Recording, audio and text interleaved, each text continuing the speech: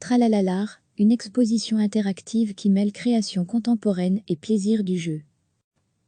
Le Centre de la gravure à la Louvière présente une exposition interactive qui a choisi pour titre un palindrome, à lire indifféremment de gauche à droite ou de droite à gauche, emprunté à l'artiste François Morellet.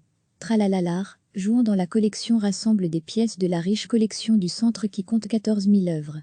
Le thème du jeu se décline de multiples façons, dans une exposition où les œuvres sont présentées à hauteur d'homme ou à hauteur d'enfant.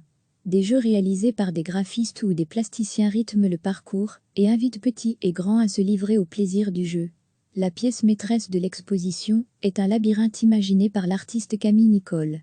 L'installation disposée à même le sol incite le très jeune public à jouer avec les lettres d'un nouvel alphabet. Au Cimez, des œuvres d'artistes choisies par Catherine de Braeuclir, qui signe sa dernière exposition après 25 ans passés à la direction du Centre de la gravure. François Petrovitch, une petite fille rouge sur une balançoire. Antonio Segui, jeu de plage. Paul Bury, Tour Eiffel, cinétisation. Pierre Alechinsky, labyrinthe d'apparat. Michel François, lapin sur la main. Jo de là-haut, Jean-Pierre Maury. Certaines œuvres illustrent le thème, d'autres introduisent une vibration ludique dans le regard du spectateur.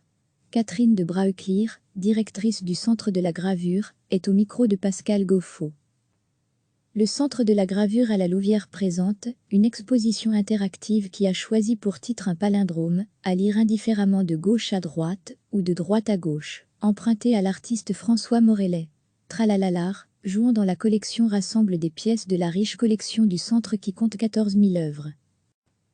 Le thème du jeu se décline de multiples façons, dans une exposition où les œuvres sont présentées à hauteur d'homme ou à hauteur d'enfant. Des jeux réalisés par des graphistes ou des plasticiens rythment le parcours et invitent petits et grands à se livrer au plaisir du jeu. La pièce maîtresse de l'exposition est un labyrinthe imaginé par l'artiste Camille Nicole. L'installation disposée à même le sol incite le très jeune public à jouer avec les lettres d'un nouvel alphabet.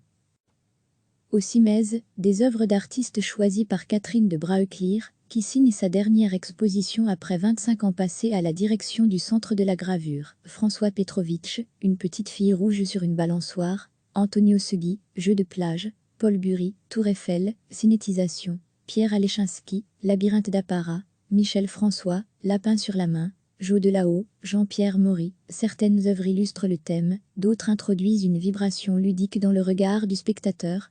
Catherine de Braeuclir, directrice du Centre de la gravure, est au micro de Pascal Gauffot. Cliquez sur s'abonner pour recevoir les dernières nouvelles.